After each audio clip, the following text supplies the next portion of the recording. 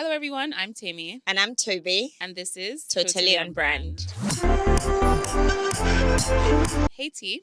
Hi, girl. I'm back on the couch with you. Yes, girl. I like your top. Thank you. It's mad cute. Where's it from? Peridot. Or is it Peridot? Peridot. Oh, and the back is so cute too. I can't show these people. Do you know what? I used to, there was a time where I used to hear of peridots all the time, especially when all the girls used to wear them for bridesmaids. I don't know, there was a time. They made my bridesmaids dresses. They had girls on chokehold for bridesmaids dresses. They did. I didn't know they do ready to wear now. What? Girl, go to the store. There's so much. Okay. Put me on.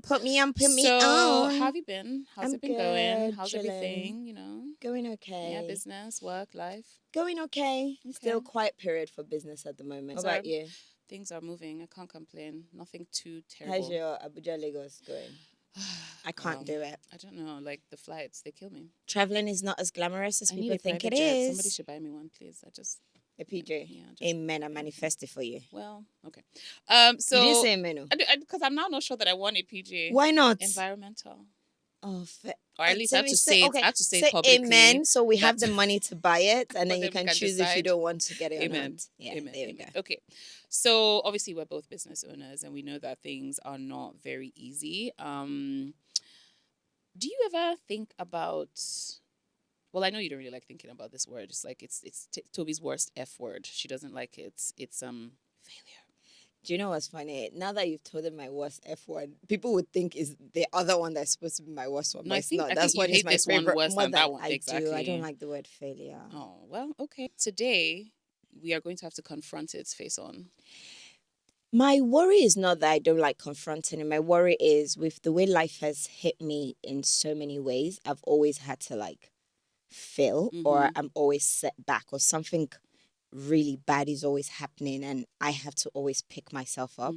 When you do that a lot of times, I think the word failure I don't understand it anymore. And I don't like how it kind of makes some people feel like it's the end.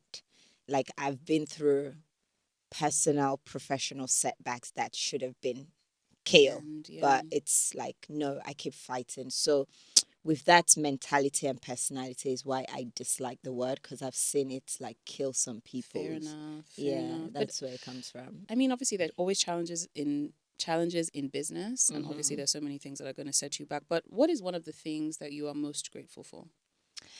I'm grateful that I have resilience. I'm grateful for grit, and I'm grateful for tolerance. I feel like those three things have made me know that it doesn't matter what's thrown at me, I will be successful because I can exhibit those three behaviors constantly. Like grit, resilience, tolerance. You need those three things as a business really owner. Helped me. Yes. I love that answer so much because those three things really, really, you need them if you're running a business or you're in business of any kind. And it actually ties perfectly to our topic today. Our topic is called Failing Forward, which is why I was saying we're going to Tell them how you created this topic, because when we came up and we're like, oh, we're going to talk about failure, I thought, huh?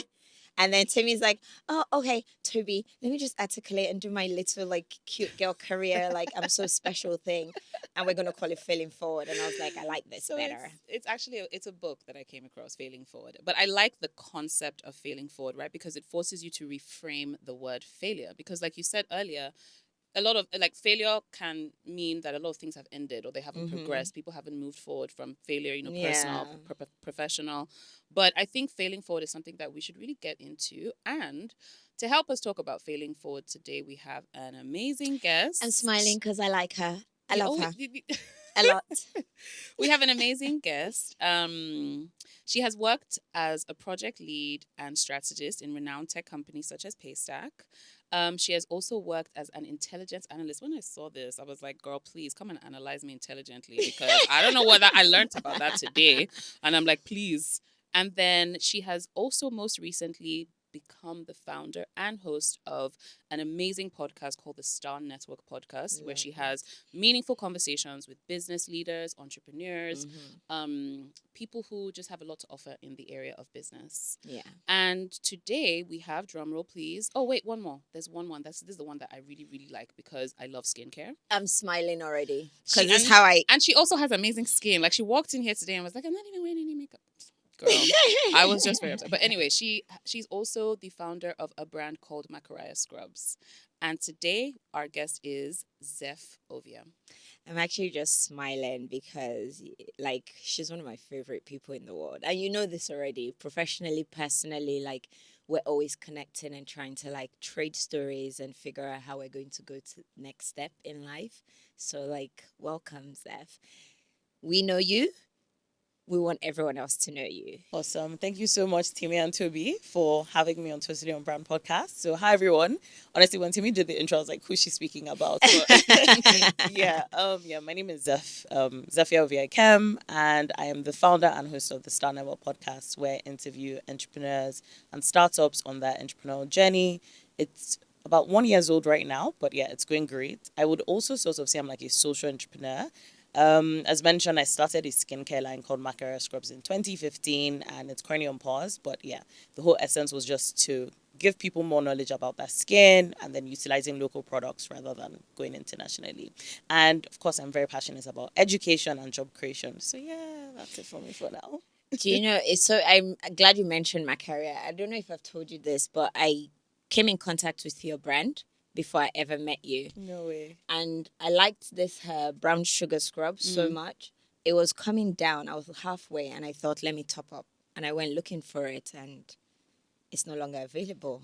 So I've been managing it. I've had this thing for 4 years. You just very little. I've been at a managing time. it. So I Oh. met her and I'm like, oh, talking. And she goes, I own my career scrubs. They look, I said, sorry, excuse me. And it's so interesting to me because that's one of my favorite things about a lot of my community at the moment, getting to know them, especially through expressions of their business. And I want to ask you, for my career, you mentioned you stopped. I'm very curious about that. And also from your interviews with the Star Net on your podcast, when you speak to different entrepreneurs or different founders, what does failure feel like from their lens? I'm so curious because I've been through it, but I'm always curious as to how other people handle it. And most importantly, has it ever happened to you and how have you handled it? Great. So that's a loaded question. It is. I'll start with the lens from the entrepreneurs that I tend to like interview on my podcast in terms of what failing forward looks like. And also because I can like generalize and pick up from it as well. So from what I've learned so far, failure to them, like you said, it's more of like a lesson. It's never really like I failed and that's the end of like what I'm doing. Like failure is actually a lesson and an opportunity to like do better. And in terms of what, when Timmy mentioned that at the start, when she proposed the topic, you didn't like the word failure. It's so funny when I got the theme of the interview, I started feeling slightly insecure, just to be honest. And I thought, why is it that I'm now having the theme around failure? And I had to internalize that. And I was like, yeah, but Zeph, you feel this way because maybe if the business that you started was still thriving, would the theme conversation then be different? But I was happy that I was able to like internalize on that. And I said, actually, no, but that's exactly why they have you on the podcast because you can identify with that. And don't just look at life from one perspective of, oh, you started a skincare brand and then you stopped. But also, what is the value that you're doing now? You have a business podcast where you interview other young people and entrepreneurs. And so they're able to, Temi and Tobi have been able to look at you holistically to say, this is actually someone that should come onto the show to add value. But the point is that, yeah, failing forward is just, you do something, you put yourself out there and you pick yourself up and you just keep going. Yeah. Woo! It's like, okay, we should just end it right now because she's covered everything. Do you know what I love about that? Even the vulnerability Yeah. of even like how you process it is so interesting. And the introspection, I think really just for her to to think about it in a different way, because I would never have imagined that a guest we would invite on would think about it that way. Yeah. So I really, really love that. I really do. Yeah. And then with when you said you had to stop and think, is that because you've ever felt like you've failed? Because it's so interesting how we see ourselves.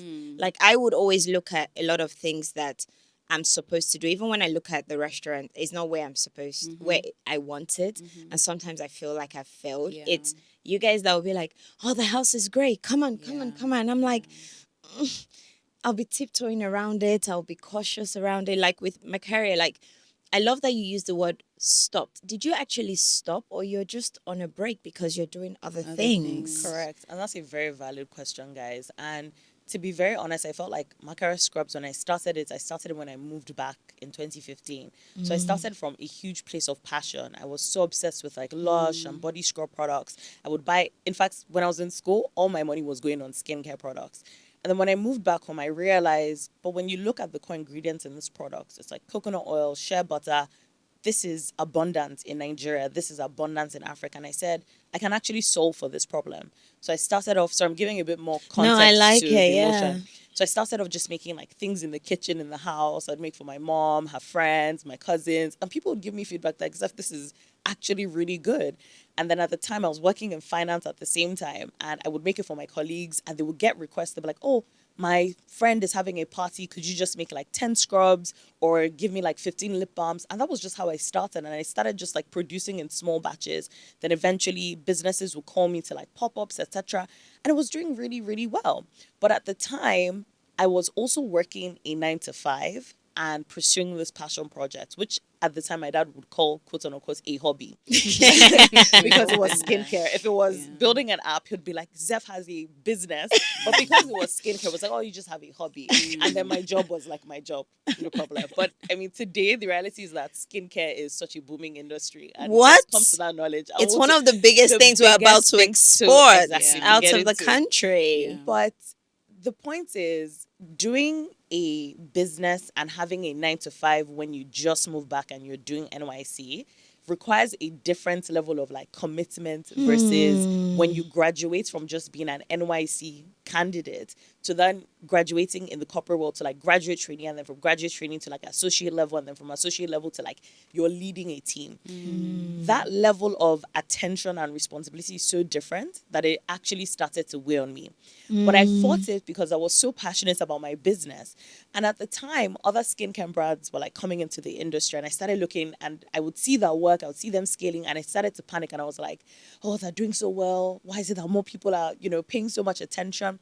But I had to actually reflect, and I was like, but Zeph, you cannot compare, because when you look at those entrepreneurs, they have committed that that is all they're doing. That's So their whether it's time. that they've left their 9 to 5 job to pursue this 100%, and maybe some hadn't, but for you right now, in your career, you have to admit to yourself that you are placing more priority to grow professionally, because I liked 9 to 5, I liked the structure, and so I wasn't giving it the attention that it required. And then when I got married, my wedding was meant to be like a test for my product release. The idea, you know how at a wedding they do like gift bags, etc. Yeah, like It's souvenirs. thank you. Yeah. So naturally, my auntie Newton and David, who planned my traditional wedding, it just came to her instinctively. She was like, Zeph, can we actually put Macaria scrubs in the wedding souvenirs? I think it will be such a perfect touch, especially because it's from the bride. And I thought this is such a fantastic idea. Bear in mind, she had asked me to do this for a previous wedding before, and I hesitated. I said, this is the perfect. I got so excited at the idea. I started writing things up. And then I just found myself extremely burnt out, and I was like, actually, I can't do this. And then that day, I just put it on pause.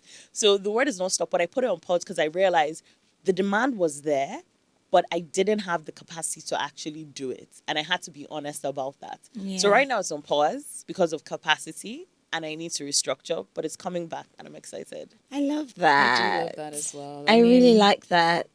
And it's interesting because it ties in like that thought process. And for me, because as you were talking, I was also thinking about how I feel about failure, right? And I feel like I've had to build a relationship with failure to understand how to learn from it, because I've started things that have also stopped, and I always try to ask myself whenever I'm feeling a bit discouraged, is that did I stop trying because I failed, or did I fail because I stopped trying? Do you understand? So Ooh. it's like, am I going to continue? Right? Am I going to continue? Or am I going to just, tell myself I failed at something, and then I don't try to learn from the things that I consider to be failure and how to apply them into learning? And that's really why we even coined it the way we did today, because we could have talked about failure and what to do when you fail, but we want you to fail forward. We want you to actually take the things that have, affected you negatively, led to a setback. I mean, and the thing is, if you think about it, as an entrepreneur, you could you could say that they're like micro failures every day. Technically, Something right? doesn't work out. Yes. You Yep. know, Yep. you Yep. wanted to Yep. achieve a goal, so you're just constantly failing. But the thing is, if you're doing it well, you're constantly failing and learning from it. Yes. So it's all about like today what we want. Okay, so today what we actually want to tell the people listening or watching is, okay, fine. How do you then take some of the things that you've failed at and learn from them? Yes, Do you know what I mean, basically. Tobi? Yeah. I think for me, do you think, I don't think there's anybody in this world that has not failed at something. Do you know that I think it would actually almost be impossible. if you're always succeeding, like There's if a there is no problem. failure, it means you're not trying, or like you're not taking risks, you're not growing. You're basically probably on the same line, same level. As both of you were talking, I realized I was remembering the battle I had with my marketing agency and having to let go of clients at a critical point that it was taken off. Yeah. Like, I'm not joking. Like, I got a job from a bank, and the campaign, they were willing to throw like 20 million at us, and I had to say no. Is this because you were focused on the house?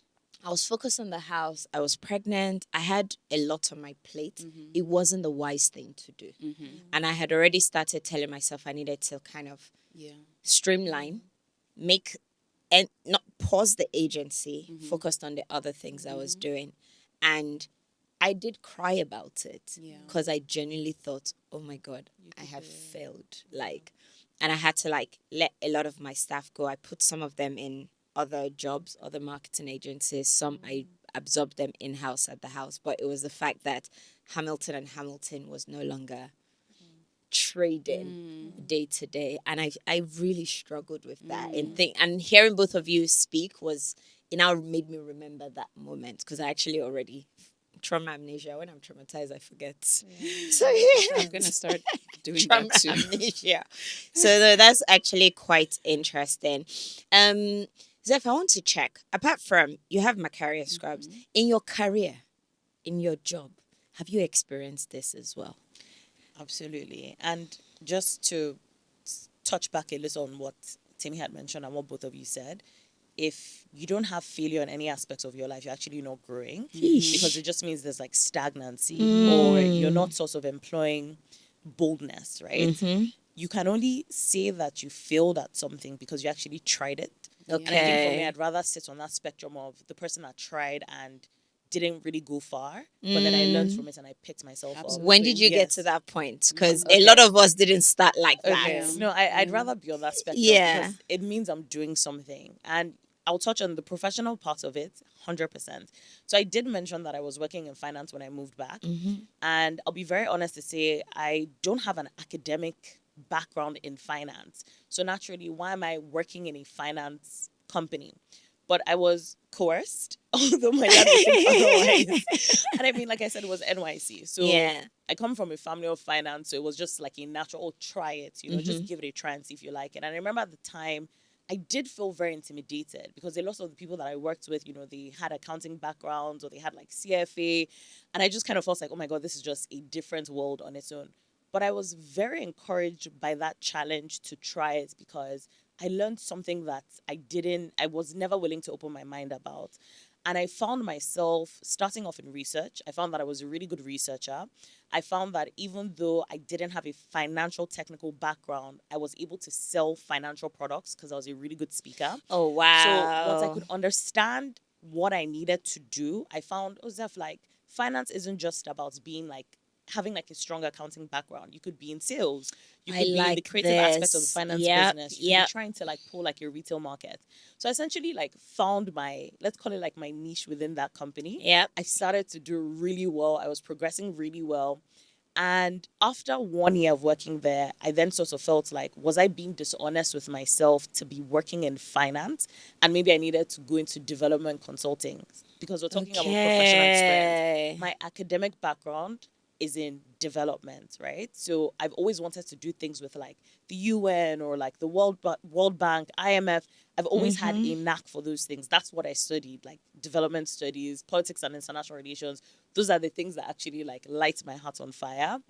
And I then said, I owe it to myself to go into a job market that is within that space. And then I then found this like development consulting, which is where the intelligence analysis came from. Yeah. And I did it for 1 year and it was a great experience. But guess what? When I went to that company, the job description was perfect in terms of this will align with Zeph, but my working experience in that company was just hell with the people that I worked with, which didn't make any sense at all because naturally I assumed that I'm someone that would get on with people, but it was just the opposite. And I'm actually very thankful for that experience because something, my dad would always say, he'll say many people are very intelligent, but it's really about your interpersonal skills and how you work with people. Yeah. Yes. Like the dignity of your labor to be able to manage people. And because I wasn't necessarily working well with the people and I couldn't understand why, I characterized that as failure. And because I left a finance job where they appreciated me, loved me, I was growing, I was so embarrassed to then say, oh my God, how am I going to quit this company? Because then I start looking very unserious. And I said, Zeph, give yourself 1 year. Stick it out. That's the kind of person that I am. If I commit to something, I'll commit. So I said, stick it out. You can't quit. It's only been like 3 months. In fact, from day one, I had like an issue. And I said, you can't quit. Stick it out for 1 year and you owe yourself this. And I'm glad I did because I learned. That you would go to certain environments and people won't like you. How do you navigate that? Especially if you're someone that is used to being quote unquote liked. That in itself is even a problem, right? So I was able to identify that this is how you manage difficult relationships. This is how you navigate an environment you're not very comfortable with. And I'm grateful I did it for 1 year. And then guess what, guys? After 1 year, I just put in my last. I was like, okay, I've learned what I needed to learn. Deuces. Guess where I went back to? I went back to the finance company. Wow. And at the time when I was going back to the finance company, everyone thought I was crazy. They were like, this is so embarrassing. I was saying that, my dad. This is so embarrassing. You're going to look unserious. You can't quit a job, go somewhere else, and then go back to the job. You look like you're begging. But literally, something in my spirit actually told me, Zeph, this is going to be fine. And you're going to go back in a different capacity. You're not just going to be there doing all the standard work. I had an idea. And I sat down, I said, Zeph, how can you merge all your interests into one? I actually wrote it down. I said, okay, you're passionate about development, right? So anything to do with socioeconomic progress, whether it's education, poverty alleviation, healthcare, you're passionate about those things. You are big on skincare. The skincare aspect isn't just helping people with skin, but it's to empower like local traders, like the people who share like sell like coconut oil. And now you've learned a bit about finance. It's a challenging area. You don't have the technical expertise, but you've learned a bit about it. How can you marry all three? So I went back to the finance company that I had a great relationship with. I'm already smiling because I feel like you're about to drop a bomb. I'll actually say the name for the credibility. That great people, Vetiva Capital. I went back to I Vetiva. hear great things about them, I must say. My family. So I went back to Vetiva and I said to them, they're already smiling. I said, oh, like I want to come back. Of course they were. They would have taken me back, but they had to make it a bit difficult. Did they give you a bit of cheek? Yeah, they gave me a bit of cheek. And my boss at the time, he smiled. He said, oh, Zeph, I know, yeah, you're brilliant. You can't just. He said, okay, well, you have to do a presentation for us. And I said, I've already written down one. Oh, because I was like, you're not going to tell them, yes. And he was like, you need to do a proposal for us. And I said, oh, I've already written down one. I'd like to present it. And I'm happy they also gave me that challenge. Like, as much as we want you back, you have come and tell us why. Yes. And I came in with a strategy and I said, okay, Vetiva was historically known to only provide financial products for like HNIs and like PFA, so big institutions. They didn't really have products for young people like us. And when I was working there, I felt this is great, but where's the impact? Because my mind is consistently thinking about making a difference and impact. I didn't feel like I was fulfilled. So I said, at that time, I noticed brands like Cowrywise, Piggyvest, they were on the rise, right? And I was not obsessed, but I would always like read articles about them, like, oh wow, these young people have like opened like a savings app for young people. It's very interesting. It doesn't seem that difficult. Just put your money here, you get like an interest. And I said, this is what Vetiva should be doing. We have the foundation. We just need someone to build the product to cater to retail people. And I did the presentation at the time, and back then my boss was just smiling, and he said, okay, Zeph. And then he said, okay, go and present it to the MD. I did. He smiled as well. He kept quiet. He said, Zeph, this is fantastic. I don't know if we're ready for this yet, but 100% you have your job back. I kept the faith. We didn't start the retail marketing products right away. I did an additional 1 year doing like the normal job, just doing what working your way back. At the end of that 1 year, we had a corporate retreat and they said, it seems like this is where the market is going. There is a need for retail financial products. Young people are looking for ways to invest their money in a way that is seamless, in a way that they understand. And the person that we're going to assign to lead this, I didn't even think I was paying attention at that retreat, is Zephia. And everybody just started clapping. And I remember this and I just felt goosebumps. But why am I sharing this? I'm sharing this because the experience of leaving, going to a different company, deciding to be bold and have faith that I can actually go back and make an impact and propose this idea despite looking unserious, it paid off. I then ended up leading this fintech business within a finance house as someone who doesn't have technical financial work experience. And it was the best thing ever. Yeah. And just to round off, doing that then got me my job at Paystack at the time, because they then saw this Amazing. person has a tech experience and a strategy experience. So all the things that I would have classified as failure essentially then took me to the Led next you level. to the next stage. Okay. Yo! I was locked in when she was talking. Like I think I, I was can staring end into the your no, eyes. like I'm sorry I if can. that was I'm done. uncomfortable. You guys are so It was. dramatic. We It are was- dramatic. Sorry, but No, that was no, but that was amazing. so Yeah. good. Yeah. You literally failed forward. You Yeah. turned setbacks to work out for you, and it Yeah. was also brave as well, because for me, there's a lot to unpack there. You know what I took away from it was that you are not somebody that is afraid to be seen trying. Yes. And also, you're also not afraid to go for what you truly believe in, regardless of what anyone else is saying. Because I'm still surprised at this sticking for 1 year. What I took from that, and I always tell a lot of people this, quitting is actually the easier thing to do. Yeah, absolutely. Like trying is the harder thing to do. So I got that from it. And then even going back to a place where you felt genuinely happy, presenting to them and sharing value.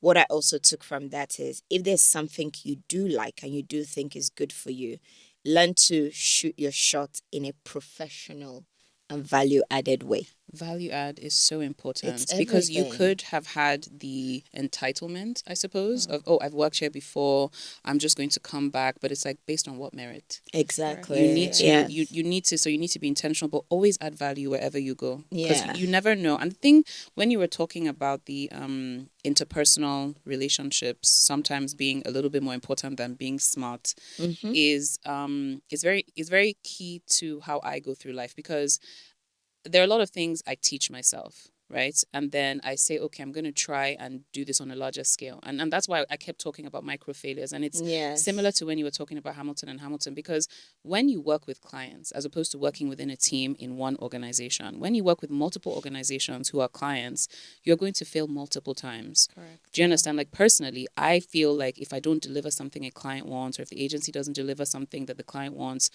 I failed. We have actually lost clients. We have returned money before. And I think this is just the Wow. life cycle of an agency. You cannot please No, everyone. very sure. I've definitely But had one to thing do I've it. done is ensured that my interpersonal relationships do not take a hit. Mm. I mean, not like, for example, and we talk about this all the time. I know what I do in my agency, but I know another agency can do it better. So sometimes What is if I that have USP? exactly, I know. So it's while I'm building my own capacity, sometimes I can like outsource to another agency and then build a relationship with that person, so that when they have a client that needs something my agency can do, we can. But that's just because I've learned from failing at things. Yeah. I've basically said, I'm going to take this setback.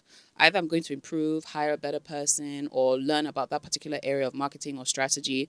But I didn't just say, okay, I'm not going to do it again. Like, I didn't just say I'm going to stop. And that's really what I was relating so, Intrigued, yeah. In the deeply with what you were saying as well. I want to bring a little bit of theory, if you Ooh, don't your mind, favorite into thing. it. My favorite thing. Your Well, favorite more thing. like your favorite thing Our that I'm favorite adopting. thing. Okay, See, we're fine. becoming twins. Fine. Okay. And our producer, thanks to her, I don't know Shout where out, she Andrea. coined this from. Hi, Andrea. Thank you. We love you. But we came up with something we call the principles of failing forward. Oof. Even after hearing your story, and I want us to still touch on people who genuinely feel like they failed, and technically maybe they have, and they just need to figure out how to pick themselves back up. Not everyone has the level of grit and guts to kind of pick yourself back up. So when we're researching, because we didn't want to kind of ignore that side of things, the question is, okay, when you do fail, what are the things to kind of do, the steps to do to pick yourself back up? Because we have to equip the people, right? We came up with this theory, by the way, during intense research, and Yeah, this theory is not supposed to, it's not fail proof or please, but the point is that it should help you on the journey you're going on, whether it's a business or your career. So are you ready? Get your pens and paper. We're going to take each one, but we're going to analyze it, if you girls are okay with that. Yeah. Okay. The first one is take responsibility. For sure. I want to say this again. If you feel like you failed or you had a setback or something has happened that's kind of taking you a few steps backward, accept responsibility first. Even if it's your fault or not your fault, take responsibility. Own your mistakes, no blame, no excuses. I don't know what you guys think about that as a first Absolutely. step. I Absolutely. actually love that. Are we meant to ask? Do you want us Yeah, to yeah, analyze it? please. We can talk about it and then we go Okay. through each of them. Yeah. What do you guys No, think? I like that. For take responsibility, I 100% agree. Especially when you are a business owner, because it's very easy to push blame on other people on situations. But at the end of the day, you are the leader of your own ship. Bruh. And I'll give you an example. So I hired someone to do like social media management for my business podcast. And the person was great, but I did find that they were a bit difficult to work with, or like meeting up with like certain targets. And I kept on thinking, I kind of have to let this person go, but I don't really know how I'm going to do this. And I need to then quickly find someone to Someone replace else. them with. And I started to struggle, right? And I don't know whether this is just like a personality thing, but I really started to, for me who thinks that I'm quite like bold, I found that I was struggling with letting the person go. So why should a bold person be struggling? You should just be like, oh, sorry, you haven't made it. But I found that I was very emotional, and I just kept on dragging and dragging, and it wasn't working out. And eventually I got to the point to say, oh, I'm sorry, I don't think this is working out. Like, I need to let you go. Now, because I had to factor in things like, if you let this person go, look at the Nigeria economy today, they don't have a job, right? Or you don't really know whether they have like other streams of income. Can you take responsibility because you hired the person, and maybe in the beginning you might have seen red flags, but you overlooked it because sometimes as a small business, you're constantly speeding. Yeah. It's about, I truly believe in like quick execution. Yeah. So for me, I'm constantly like, I want to run like on 100 and then let me make the mistake. Yes. So even though I identified the red flag, I just ignored it. But that was then my responsibility. It's like, oh, this red flag you saw is now disturbing you. Okay, take responsibility. So I said, I have to let you go, but I will then cover maybe like a month or two extra of like your salary even after you leave. And for me, that's what I feel like taking responsibility is felt like. like, So that I the like person that. doesn't feel sort of like hurt in the process or like disgruntled. And you've you been were able to also maintain the honest with relationship. yourself because you 100%. saw it, and I really like that. And you were also example. kind and thoughtful, which is, which are two things that I think business owners need to remember in Yeah. their journey of, coming back from a failure, because it can harden you. Yes. Do you know what I mean? Yes. Amazing. I really like I really that. like that. I like take responsibility for a lot of things that have happened business wise for me as well. The first step is checking what could I have done better? What did I not pay attention to? Yeah. So if in a particular month in the restaurant, we record a loss, I have to actually sit with the books. Was it me? Did I over approve things? Was I not paying attention to the numbers? Is it pilfering? Is it negligence? Is it just simply leakages? Or did I not do a good job with my marketing agency or my strategies to kind of figure out how to bring more consumers in? But whatever the case is, it's always very important for me to take responsibility in the business when we are failing at something. Absolutely. So yes. Yeah. And should we Second one? Okay. So the second one is embrace learning. And the reason why this is one of my, I won't say favorite, but it's something that I really encourage all the time, is because I truly believe that successful people, or people that I look up to, they do what doesn't come naturally, right? So I'll say it again. The most successful people tend to continue being successful because they're doing things that don't just come naturally and easily to them. And for me, what is that? That is just developing your capacity and learning continuously. Yeah. Because think, for example, how like Oxford has an EMBA.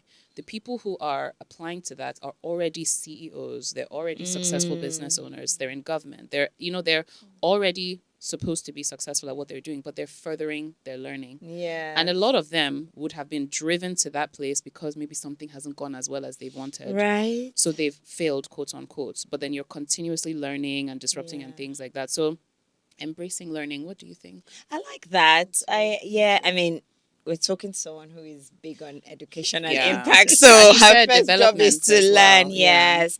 And even from your example of your journey, one of the things you did when you moved jobs was you sat, you learned, then you went back to apply that learning.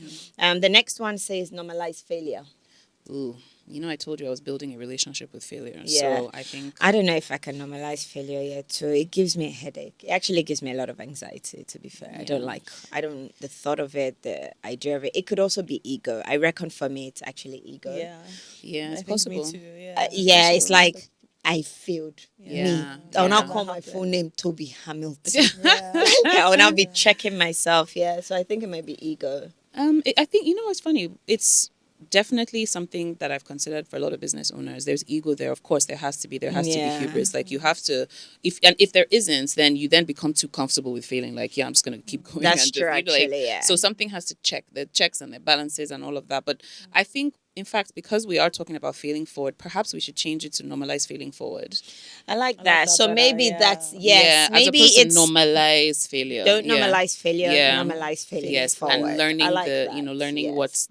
whatever the failure is trying to teach you. That makes sense. Yeah. That makes sense. It says here, stay positive. Number 4. This is where I struggle with. I'm not gonna lie to you. This is where I struggle with. I'm not positive by nature. Really? When it comes to work and business. I'm trying to process now. Okay, I think I can see a little bit of that. I don't know. We're going to unpack that privately, like in our have a private therapy therapy session. Stay positive. How does one stay positive when you're failing and your socks are sliding off? Yeah, that's a good question. I don't know that I have. It's not like one size fits all, but I feel like joy is required to do anything in life, right? And I use the word joy intentionally because it's a theme that I've been speaking to myself about like since the start of the year. I don't know whether everybody feels like this. We call it January blues, but like in January, I just felt really, really like just low in my mind and mentally. Like Absolutely. January It's so is horrible. Yes. And I actually set a reminder on my calendar. I said first week in February, I'm going to put out something that is joyful or like share like joyful moments, because there were joyful moments. Like I did some baking stuff with my nieces, and I don't actually bake, so I did like my first baking thing with them, and it came out like really well.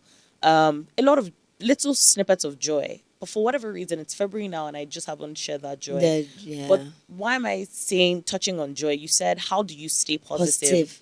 I'm learning that you have to be intentional to accept joy. That joy is actually like, a friend said to me recently, she was like, Zeph, you should be loving your life. Because I was explaining this thing to her. She was just looking at me in confusion. She was like, I don't understand. She couldn't comprehend like what is there to be feeling. And I said, I don't know, right? Sometimes it's just, you just don't know. And I said, I just don't know. Maybe it's that pride of like, should I be doing more? So I think I tend to put a lot of pressure on myself, right? Yeah. Or you should be doing more, or you should be on this board, or you should be speaking at this, or you should be representing. And it's just a killer of joy. I said, you should be loving your life, but the only way that you can actually get up and try again is if you have like the joy commandments in your life. And it's not, no one is going to give it to you, right? You have to be intentional. And so sometimes I say, okay, what can I do today that is a pocket of joy? So over Christmas, I tried this, I don't know if I can say brand, but it's Sleek Matcha. Okay. Now, you know when there's like this whole matcha craze? Yeah. Everybody was going to Blank Street. Okay. Tried Blank Street. Did not like it. Fair enough. And I literally called a friend. I was like, is the world lying? Like that actually like this thing is not nice at all. Matcha does have a funny taste. It's a very particular acquired taste. taste. But the thing is, I'm someone who likes acquired taste. Like I would have green tea, Yes, bland, I do peppermint like tea, things like bland. that, I love. So I thought I would like it, and I just did not like it. Then I came across Sleek's matcha, and I said, I have a good feeling about this. I just like the social media like positioning. It looks like a very cool brand. I'm gonna go try it. And plus, they had like a pop up at Knock, and I wanted to like go into not Knock, sorry, Alara. Yeah. I wanted to go in and look around our Yeah. shops. So I was like, let me just go and try it. When I got there, I met the owner and I said, I don't like matcha. And she said, it's okay. Everyone that comes here has the same experience, but you're going to love us. And I asked her, what do you put in your matcha? And she told me, and I said, okay, can you just take out this particular ingredient? And she said, oh no, fine. And I had it, and oh my god, for me it was like joy. Shout out Slick Shout out Matcha. Sis Matcha. I'm sure she's gonna be confused, like, oh wow, Oh, yeah. that is really 'Cause sweet. we're not friends or anything. No, I just but met up. it's But the sweet. point is that the other day I then said to myself, what are the things that can command joy? Whether it's getting the Slick Matcha, I ordered it like over the weekend. It made me happy. Deciding to host friends over. Yeah. When you do those things to curate joy, you're going to be productive in business. You're going to be productive in your tasks. You're going to be productive in your to-do list.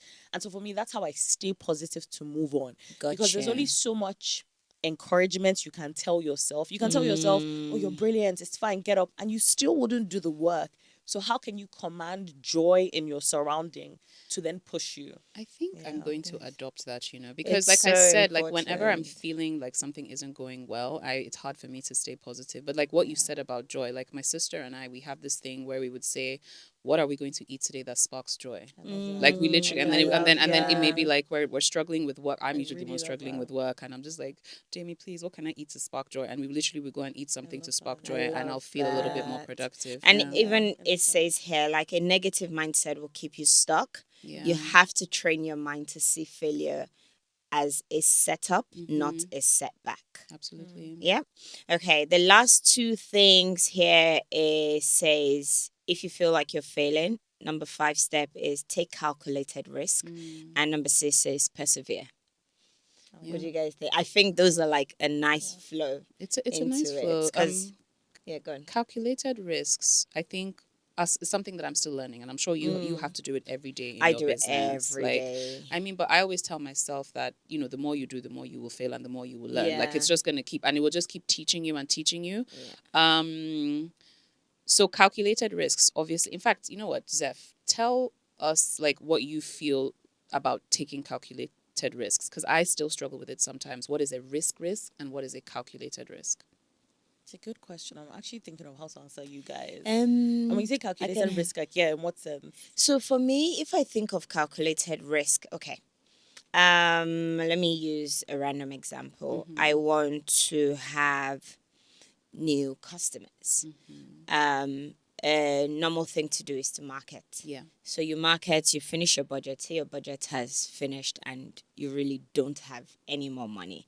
A calculated risk to getting more clients to me could be, don't quote me, it's very basic, is to potentially create a barter arrangement with influencers.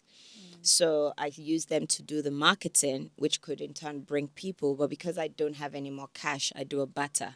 So I give them something. I give them a meal voucher or something in the business. So I'm getting my objective in without, because I failed in the initial task and I don't have any more money, I have made a calculated risk I of think that's a good using example. another way to market the same thing.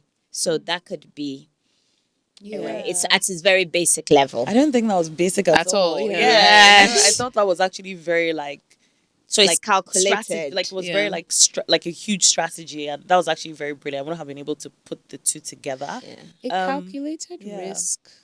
Hearing you say that, a calculated risk to me is something that may not work, Yes. but if it does work, it propels you forward. Yes. And if it doesn't work, you learn from it. And it's also calculated because you are having to think about it in a Yes. bit more detail Yes, you than are. you would just take a risk, because you no longer can take a risk. Yeah. A risk. Yeah. You need it to Yeah. be slightly calculated because you don't have the capacity to just kind of dive into it. That's how I see Maybe calculated risk. in your analogy, and again, I may be wrong, maybe a risk as opposed to the calculated risk you took would probably be to go and borrow money to pay the influencers. Yes, that would be a risk. Yeah, whereas the calculated That one was risk, more yes. strategic. Okay. If we pause for a minute as we move through and even talk about the psychology or the effects of failure, because it's great that we can all sit here, and because we've been through failures, we can propel ourselves forward or learn to fail forward. What happens when you can't? And what does failure do to the psychology of people? Because I know a lot of people who are on pause, literally crippled at the moment. People are going through anxiety, depression because their business is either not moving forward, their career is not moving forward, and they feel like they failed and they're stuck. Like, how do we talk about this effect? The psychology of failure. It's in the mind, right? It is in the mind. And I mean, it's just going back to what I said about being intentional to like plan your joy. I think I'll just stick to that answer. But it's very, if you're not careful, you said something about the mind. I think we really underestimate the power of like our minds. And as cliche as that sounds, like, I mean, the mind is just so powerful. If you consistently tell yourself you are not a business person, you lack entrepreneurial grit, you are bad at doing the numbers, your identity will become that person. And so anytime an opportunity comes to position yourself, everything about your body disposition, your mental disposition, and your spiritual self cannot align to that opportunity. And this is something that I have found myself sort of in a place where I would tell myself something which is a lie because my past action has actually contradicted that thing I'm now telling myself. So my past action has shown me Zeph is a go-getter. Zeph is committed to her work. Zeph is passionate and she wants to do great work.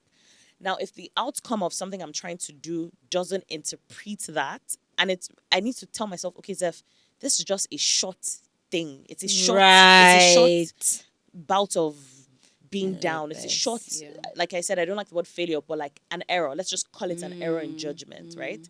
But you are not defined by that error in judgment. Yes. So you have to tell yourself to rise up from it, and you have to be intentional. Like it's like the small actions compound, right? Yes. I'll give you an example. And I'm currently reading Atomic Habits, and I'm so bad at reading books. In fact, I call myself a book collector. You'd come into my house and you see so many books. And Zeph is well read. No, I hold the book. Same here. I'm that person that like carries a book on the plane, and I want you to perceive as, oh yeah, she's such a reader. I'll take a book to the beach. Oh, she's such a reader. And I'll have the thing bookmark. I've read like the first 2 pages. I've not read nada. But the point is that the few chapters that I do manage to read, profound. I pick out really profound things. So Atomic Habit, the few chapters I managed to read, and I'm going to finish it. Profound.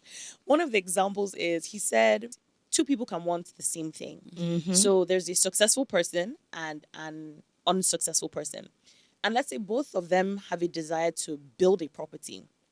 That is a goal. He said the thing that makes them successful is not the idea of the goal. So what I'm trying to say is, I can say I'm building a property, and Tobi and Temi are saying I'm going to build a property. That is a goal that we equally share. Now we can go to the land, and 3 of us are staring at this land. Now Zeph can either sit and be staring at the land and saying, I'm going to build a property. I'm going to build a property. But Tobi and Temi have left the land, right? The land site. They have now gone to do that research. They have now gone to find who is a contractor to work with. What are the legal documentations that are required to building a land? What permits do I need to get? Who do I need to speak to within the state about land building? What developers are top tier that have developed modern classic buildings? And then you started to do the work. Me, who is still looking at that land, I'm going to build a land. I'm going to build the land. I'm not going to be successful at it. You guys are going to execute quickly, and you're actually then going to materialize that land. So the point is that your mind is so powerful. You have to literally get out of that mental state of telling yourself you can't do this or you failed at this. And instead, the solution is to take the action. It's like create a path, an actionable path. It's just action. The more that you do and the more that you execute, you will actually get out of that funk because the results will begin to materialize. And once the result then materializes, you don't have time. You forget that funk because the result is there. It's like, oh, what was I even talking about? The result is here. Temi, it comes down to what you were saying about progress over perfection and the SMART objectives. And you saying, like, I remember when we're talking about this topic, like Temi would say, like, the best way to solve for failure is to just think forward and think smartly and progress. I don't know if you remember when you were saying that to me the other day. Yeah, I mean, it's just like setting, and thank you for that No, that example, was because it really amazing. will affect your mind overall when you actually start to be a little bit more proactive about Yes. execution. And I think, again, let's just boil it down How we to started the pod. yeah, literally we just jumped in head No, first. literally. No And you floaters, as well. just well, deep end. correct, Yeah, yeah. and you know, here we are today. Here we are Yeah. today. And I think like just with everything in life, like obviously I'm a strategist, so you have to continue to think about things in a strategic way, really. So the same way I would set objectives in life is the same way I would set objectives to learn from failure. So the smart way, which is obviously just like specific, measurable, achievable, relevant, and timely as well, No, right? I So love that. and then you know, you saying celebrating progress over perfection is something that a lot of small businesses need to internalize. Yes. People want perfection. I suffered from it with the Yes. restaurant. There was an image in my head, and I still don't have that image, and it still makes me insecure, and I need to let go and enjoy the vision it is today. So it's why I would always say mind the gap between what you think you want and what you actually have. Yeah. Make sure you mind that gap, because that's also where the fear of failure and the feeling of failure actually lie as well. Do we want to give examples of brands we think have done a 360 Yeah, I like that. that have like really shocked us over time? And I want to share these examples because sometimes people don't realize that the brands they're enjoying today have actually failed a couple of times. So what they're experiencing today is not Very what different. Yeah. they started Yeah. off Yeah. as, and Yeah. that always excites Yeah. me. Does Yeah. anyone have any examples? I mean, Zeph, do you have an example? I do have an Give us example. I'm actually one. very excited because I actually like studied this like just before like the pod. But yeah, the example I'll share is Kodak. So I like Kodak, at Kodak. the time, everyone knows like Kodak cameras. At the time, they were such an industry pioneer when it came to like photography. And you know, back then, the way that cameras operated was with chemical film. So it wasn't digital, right? You know, Yeah. they would have this camera set and then they would like put in like the film to take pictures. Yes, yes. So Kodak at the time was such a dominant player. However, you then had the rise of digital photography. Digital photography became very popular. So it wasn't just about hiring a cameraman to like your event. Customers were asking to be part of like a photography experience. They wanted to be able to see the pictures that were being taken out immediately. People were looking for speed. They were looking for like interaction with like memory. Now, Kodak at the time, they had scientists because then they were like the giant. And they actually developed the very first digital photography. However, they didn't capitalize on it. They just did it once and like left it. Now, the competitors came into the industry like Canon and This is Nikon. so interesting. And they started to adopt digital photography, and Kodak was just left behind. So someone who was once a giant was essentially just abandoned because they wouldn't adopt to where the Wow. market was going to, right? They refused to take on the strategy. They were so fixated with this monopolistic idea that I am making money, I am the pioneer in the industry. They Nothing didn't can believe that happen nothing can to actually me. happen, and they refused to be progressive. The competitors came in and that was Just- it. that was and Kodak it. became irrelevant. And even Oh, when they tried to wow. catch up, because people had moved on from that brand, they just couldn't sustain it. Wow. Yeah. That also reminds me a bit of BlackBerry. So like these are brands who just refused. They failed and they stopped. What about brands who failed forward? Who people started off using a certain way and Netflix is one of my favorite examples. Netflix is a good Did one. they even like?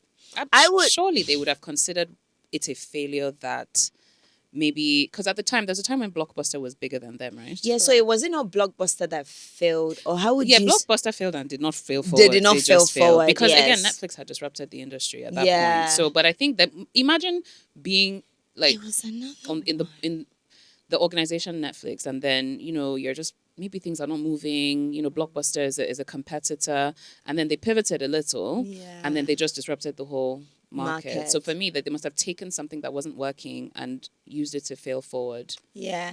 Another person recently that I read her story on Lolly's Lemons was Rookie Oh yeah, with Dylab. You know, she started off with like Grey Yeah, I remember that. projects, Yeah, and that was big. I remember she used to even style like movie sets and stuff. And I know a lot of people consume Dylab now with Ozzy and Rookie, and they've probably forgotten.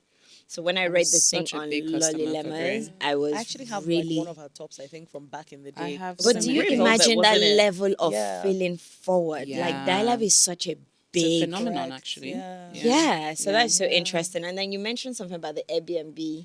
Oh yeah, so Airbnb is, I think they were these broke college students or something, and then they were renting out mattresses in their apartments because they needed money, and then all of a sudden, boom, it became This thing.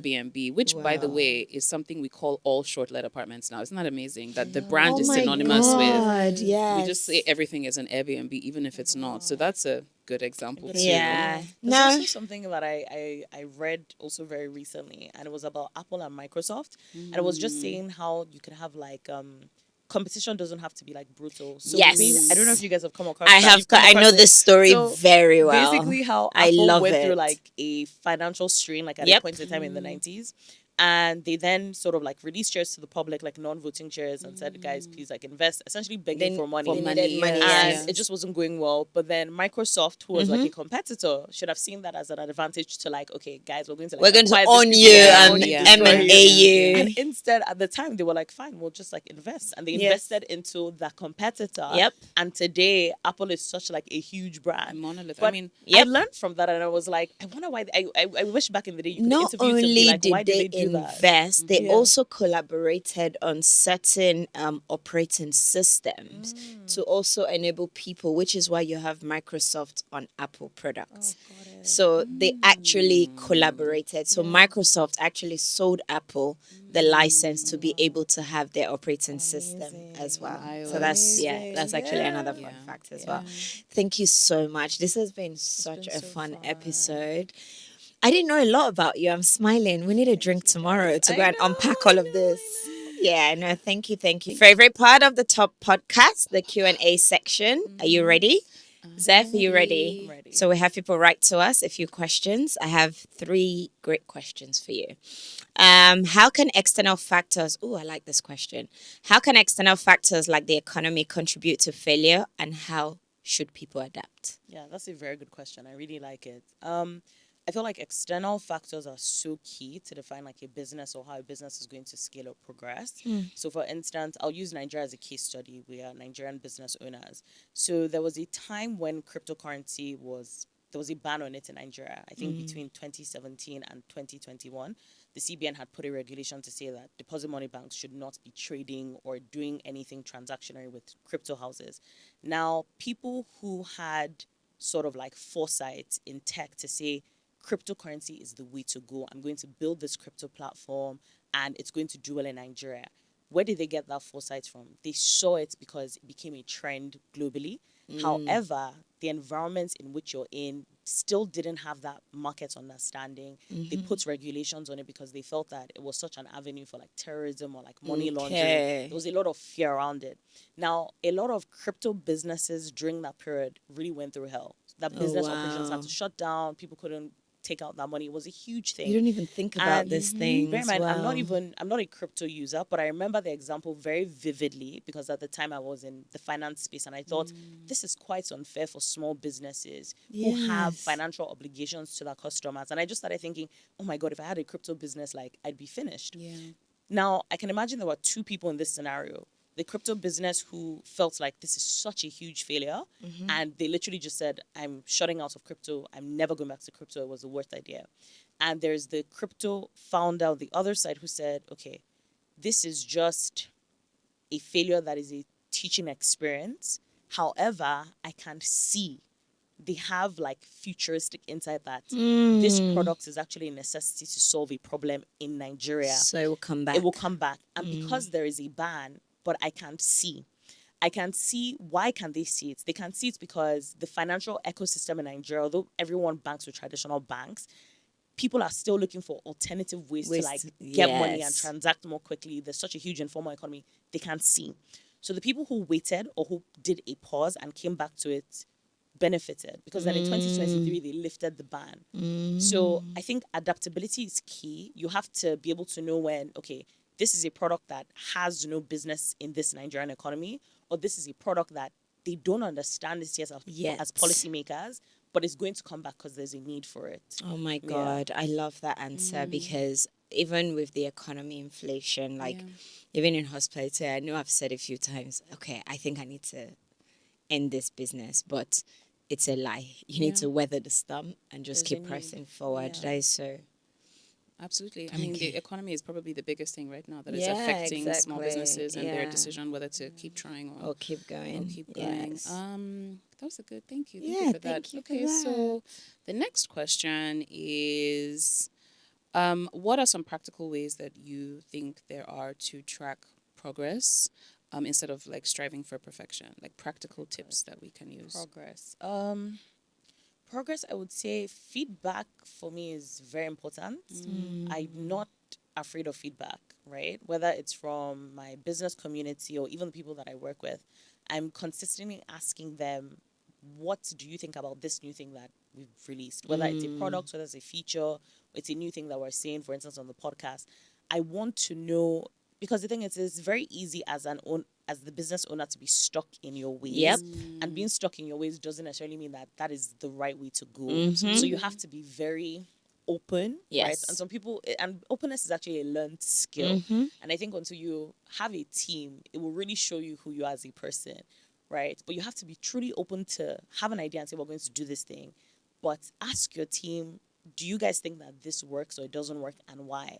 And hear all sides of the story. So I think that's how you can sort of like check like progress. I also don't really like this next point, but it's the reality. Numbers are very important. Like, what are your numbers Numbers showing? I don't like I looking love at numbers. I don't like looking at extremely numbers, but they're so important. important. Yes, Yeah. they're actually very important. That's my. I don't play with my I numbers. don't like. Yeah, one of numbers are so important. Like, and so for me, for instance, let's say I have a platform and It's a for great my way podcast, to track progress. and I'm looking at my followers, for instance. But then on this numbers thing, I think it is subjective. So not Yes, numbers it in is. terms of like, oh, the profit that you're making or sales coming in. I but was talking numbers- about revenue, no, but now revenue it makes important. Now I'm sense. talking Yeah, about yeah. the other numbers in terms of like community building or Measuring, measuring. yes. Okay, So fair. sometimes I Yes. look at like my podcast page and I see this number just feels stagnant, Low. and I cannot understand why. But people are listening. People are listening and people are watching. Yes. And the view is showing like 5,000 views, etc. But Yes. the numbers are not growing. And then I have to tell myself, okay, Zeph, you can either look at this number and characterize this as a failure, or you can look and sort of, what is the reality? The reality is when people see me, I'm getting feedback. Oh, yeah, I've listened to your podcast. I watch it. Oh, yeah, I saw this thing that you did. But the number is not translating. So you have to be able to separate the two. Yeah. Because interestingly, when I think of your pod, I also scroll past, I go and listen, and I forget to like. My journey with it is extremely different. So your target markets are actually not on social media all the time and all time. The reason I'm even on social media as much is because of my business. restaurant. But ideally, your targets, and even if they say they scroll past, they put in their diaries, listen to this, and they forget to engage with it. So it might be a teaching journey that you have to tell them that this is also important to our pod that you love, or accept the fact that they are listening. They just the places where you're going to get measurement from is not part of their day-to-day journey path. That's all it is. And you're right. When you mentioned the numbers, it's now made you start thinking about why the numbers are not moving. love that, Which then yes. leads you to adapting your strategy and all of that. So for me, numbers are a big deal. Like just your data and just learning from that and everything. You guys have made failure really sexy. So, guy, no one can threaten me with failure. I've changed my mind, Temi. I like the word now. Yes. Oh. Well, failing forward. Yeah, I was about to say. Yes, not failure, failing forward. Okay, no, we're not calling it failure anymore, guys. Thank you so much, Zeph. I hope you've had a good time with I had us. so much fun, honestly. Like, We it was had. great. It was nice to like be on the other side, like getting to but no, you guys are natural. And thank you for having me. Thank Thank you you so for much being for on. coming. That was amazing. It was. Okay, we good? I was waiting for Temi to say her thing on the camera, and now she's looking at me. And Oh, I'm sorry, you very know bad at okay. this part. So Thank you you, can guys. put that on social media because I don't know. She was looking Thank at me. you. I was looking at her, It's and I'm because like, you're It's the so happiness of beautiful. the moment. I was like, It's been such a feel good So- moment. because this thank Temi's best, but I'm Thank you, so guys. whack at this part. Thank you, Zeph. And thank you guys for sticking with us for yet another amazing hour, listening to us talk about the things we love and that are adding value to you. We will see you next week, but don't forget to like, subscribe, share with all your friends and all your WhatsApp groups. Till next time. See you soon. Bye. Bye-bye.